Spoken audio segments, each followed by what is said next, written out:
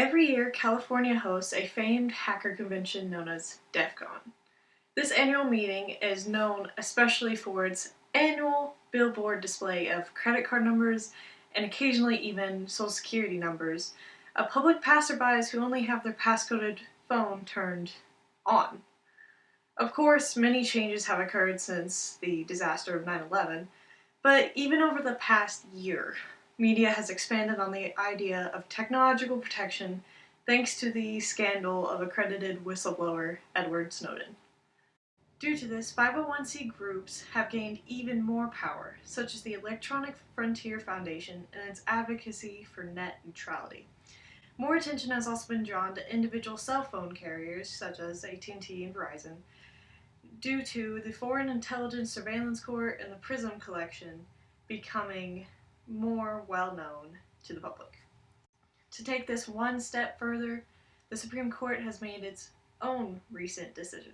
On June 25, 2014, a landmark decision for cell phone privacy came down in the case of Riley v. California. Petitioner David Riley was arrested on August 22, 2009, after a traffic stop resulted in the discovery of a loaded weapon. Police took Riley's smartphone and used the data stored in it to charge him with an unrelated shooting that had taken place several weeks prior. Riley and his team of lawyers moved to get all evidence obtained during the search of his cell phone thrown out on the grounds that it violated his Fourth Amendment rights. When the case moved to the Supreme Court, the 9 justices unanimously held that a warrantless search and seizure of digital contents of a cell phone during an arrest is unconstitutional. And why shouldn't it be? The new generation of smartphones allows you to control all aspects of your day-to-day life from the palm of your hand. If police need warrants to search your computer, why not your smartphone? Former IT specialist for the FBI and current IT worker for the Department of Treasury, Kurt Terry, greatly stresses. So pretty much when you turn on your phone, you have no privacy. We're under constant monitoring of this communication device right here. Even Justice Alito made a concurring opinion after Chief Justice John Roberts delivered the unanimous decision. He agreed with the outcome, but he just said that he was a little concerned about the impact on law enforcement, and he said that Congress and state legislatures should perhaps be given the chance in the future to sort of look at this issue again once there's evidence, more evidence of how it's playing out, and if they have some sort of common sense ways of sort of amending this approach, then perhaps that should be allowed.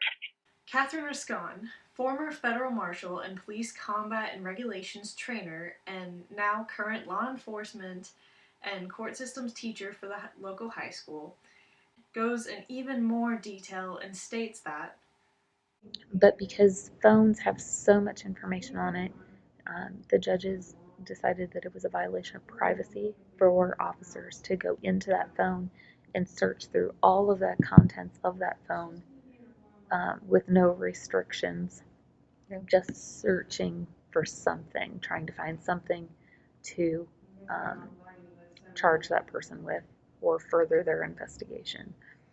So now we have to get warrants or warrant in order for us to be able to look at the phone unless an exigent circumstance applies. If something bad is going to happen, and it's going to happen within the immediate future, and it's preventable or could be prevented by us obtaining information that's contained in that phone, then we can go ahead and look through it. After all, police officers are highly motivated to follow all rules and regulations to avoid the exclusionary rule and the fruit of the poisonous tree. As the use of cell phones increases day by day, users put more and more information on their phones, whether financial, social, or criminal. The ruling in Riley v. California will affect every user. By prohibiting searches of cell phones without a warrant, innocent civilians believed to be guilty will not be unreasonably searched, while criminals will if authorities obtain a warrant to do so. This protects everyday users and fear of privacy invasion by law enforcement is addressed. However, the other effects are on the law enforcement side.